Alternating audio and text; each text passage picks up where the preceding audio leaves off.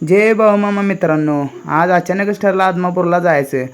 मित्राचा मामांचा मुलगा आलता, त्यामुळं त्याने आम्ही चाललो आदमापूरला. जाता आता वाटत पेट्रोल पण टाकले.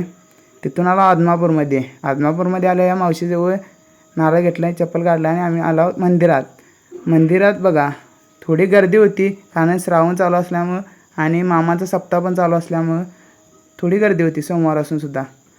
बघा मामांचा दरबार आपल्या सप्ताह चालू असल्यामुळे नारळ आपण वाढू शकत नाही, त्यामुळे नारळ इथे जमा करायचा.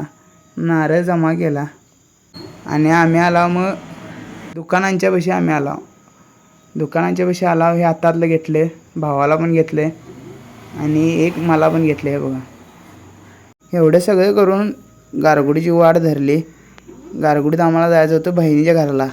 आज रक्षाबंधन होतं ना, त्यामुळं ते जरासं काय ते खायला घेतले. या खोयालाच खायला घ्यायचं होतं, त्यामुळं तिथून आला खायला घेऊन बहिणीच्या घराकडे पोचला. बहिणीच्या घरात हे आमचा ही श्रीचा आज वाढदिवस आहे, त्यामुळे किती खुश आहे बघा. ही खुर्ची ढकला लागली.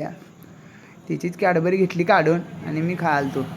एवढे हे कसे करायला लागले, मामाच्या अंगावर खेळायला लागले बघा. आणि हे बघा काय करायला लागले, तिचीच कॅडबरी दाखवी त्यालाच खायला.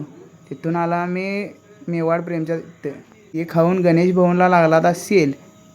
तिथल्या तिथं जवळजवळ पाठीमागच्या बाजूला सेल बघायसाठी आत गेला. काय घ्यायचं का नसतं ना, पण सेल बघायला लागतोय.